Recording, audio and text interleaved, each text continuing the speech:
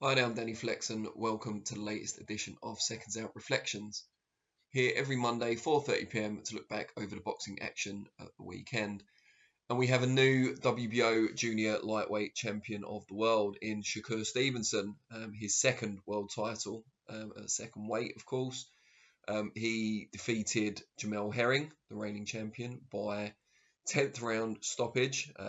More of a mercy stoppage than a kind of brutal finish, although the fight as a whole was pretty brutal and also, surprisingly, for me at least, one-sided.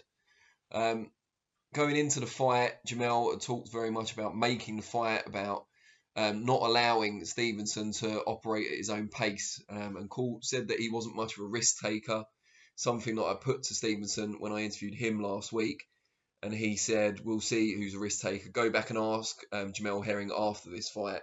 And I think Herring is, as you would expect from such a classy man, now full of admiration and respect for Stevenson, because while he questioned before the fight if he could do it against someone of his caliber and at this level, he now knows for sure that he can and could go even further, because at just 24 years old, most of the fight, as long as it lasted, he looked like the veteran in there against the 35-year-old champion. Um, yeah, won every round, I think it's fair to say. And just the way he started the fight, the composure, the game plan, the discipline was incredibly impressive. Stevenson took away some of Jamel Herring's biggest weapons or biggest advantages early on. The jab, with his superb upper body movement, took that away from the very first round.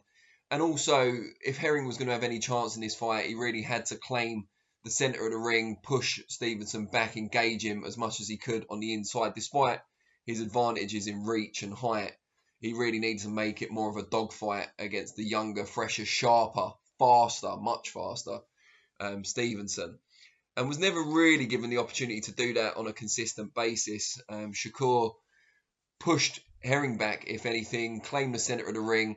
His footwork was superb because he never took big steps around. He was never overly mobile, so he didn't sap his own strength, but also he was able to lure Herring in and always retain that centre of the ring and make Herring fight from the periphery, which didn't really suit him and what he needed to do in this fight.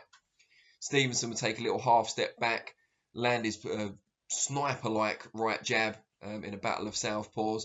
That looping left hand over the top, which Herring often didn't see coming, did real damage, particularly at the end of round 9, the penultimate round, as it turned out, opening up a bad cut above Jamel's right eye. And just that lead right hook to the body as well, that was a little half step to the right, swung it in, just incredibly efficient as well, Stevenson. I think he threw, I was looking at the CompuBox stats, he threw maybe 100 punches more than Herring, but landed almost twice as many. Just speaks to his efficiency. Not only was he throwing in quick, hard bursts, but most of them were landing as well and connecting just where he wanted him to. His accuracy was phenomenal at times. And there was a period kind of halfway through, I think it was like round 4 and 5, when Herring switched tactics, started to come forward more, tried to move his head on the way in, get on the inside, and then belabor Stevenson to the body before kind of wrestling him, holding, just trying to make it more of a scrap, more to test his heart, I guess, and his resolve as much as his chin and his durability. And it seemed like maybe he could turn it round. He didn't win those rounds, still lost 4 and 5, but that was kind of, could this be the start of something? Could this be the start of a momentum shift? And Stevenson quickly put a stop to any speculation of that nature, because he held his own on the inside. He landed some good shots on the inside, moved his upper body well to avoid what was coming back at him, and then re-established his dominance at mid-range, where his fast hands and his accuracy, his precision was too much for Herring throughout. So quickly re-established that. He'd already taken a lot of the strength out of Herring by pushing him back and landing those body shots. And by that point, around 6, 7, 8, the dominance was easy, but then it was more of a test of whether Stevenson would cruise to the lopsided decision, presumably, or whether he'd look to close the show. And that was still very much in doubt in kind of round 7, 8. And then he stepped it up a bit in round 9, opened that cut with that looping left hand at the end of the 9th. And then into round 10, Herring survived the doctor's inspection, took some stick against the ropes not long after that, and he gave the referee a little pat on the head or the shoulder, just after the exchange, because the ref was taking a close look, as if to say, look, I'm okay, don't stop the fight.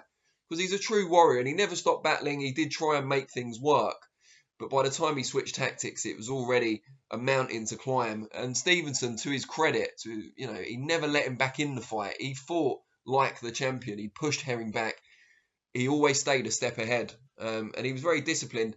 And one thing we haven't seen nearly enough from Stevenson in his career so far, we've seen plenty of skill, we've seen plenty of speed, we've seen plenty of classy displays. We haven't seen real ruthlessness, and we did see that this time around, not just in the finish.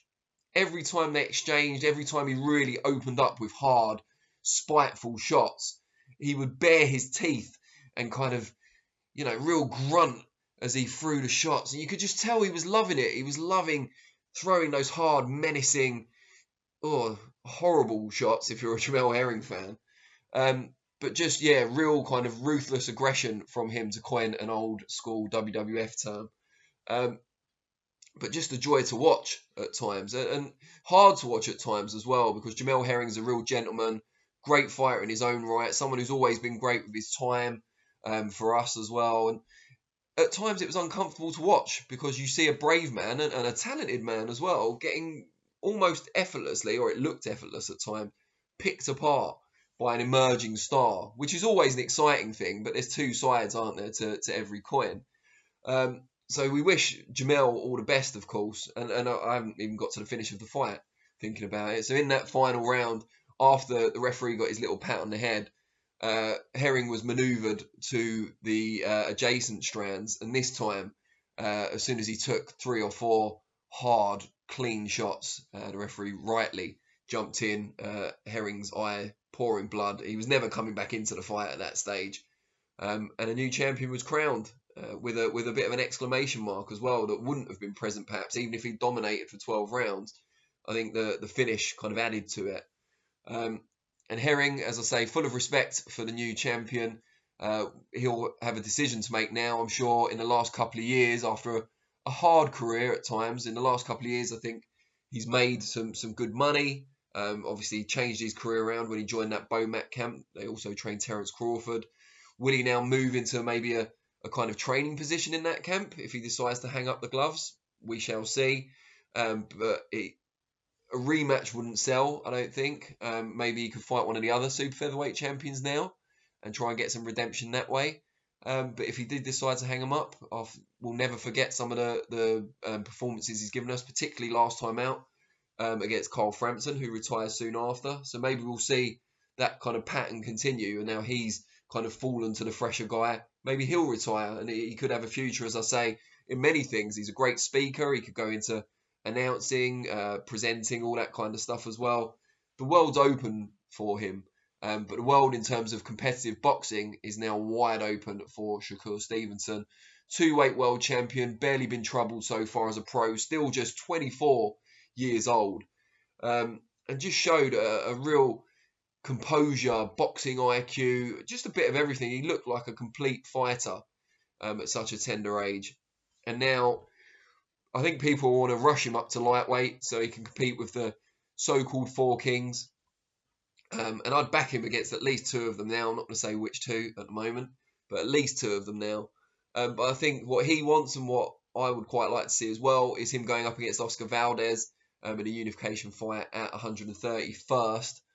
Not 131st, 130 pounds first, if you get my meaning, because that's one that will really decide the dominant fighter in that division, and he should do that, I would think, before he moves up to 135. Gives him another fight to kind of fill out a bit as well. He's still young, and then go up and really mix it with the top fighters at lightweight, which is a mouth-watering prospect against any of the 4 that I've mentioned, and other fighters that are emerging as well. The likes of Virgil Ortiz, maybe a bridge too far up at welterweight by the time he gets there. But Stevenson did tell me last week he plans to go up as high as 147 and maybe even 54. So if that's still the case, I mean, he didn't look like the bigger man in the ring against Herring. Herring is big, but he didn't look undersized either. He more than held his own, both on the inside in that physical battle and looked to be the more powerful fighter as well. So who knows how far he could go. His frame may dictate that he doesn't quite make it to 147 or 154. But hey, after last night, or sorry, Saturday night, I don't want to rule anything out for this young man.